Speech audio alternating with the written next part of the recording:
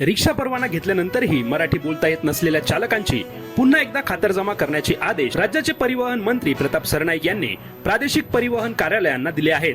त्यामुळे मराठी येत नसलेल्या रिक्षा चालकांचा परवाना रद्द करण्याची शक्यता व्यक्त होत आहे।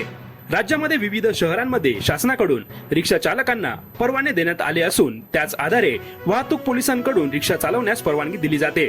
आवश्यक कागदपत्रांची पूर्तता करणाऱ्या नागरिकांनाच हे परवाने दिले जातात। मात्र काही दिवसांपूर्वी बोगस कागदपत्रांच्या आधारे परवाने मिळवल्याची प्रकरणे उघडकीस आली आहेत। यामध्ये मीरा भाईंदर, वसई विरार, ठाणे आणि मुंबई या शहरांचा समावेश आहे।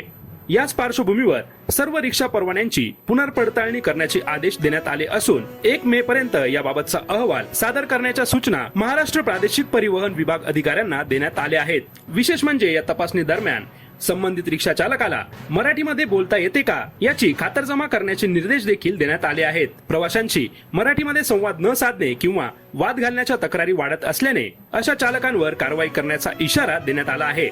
त्यामुळे मराठी भाषा न येणाऱ्या रिक्षा चालकांना येत्या काळात अडचणींचा सामना करावा लागू शकतो।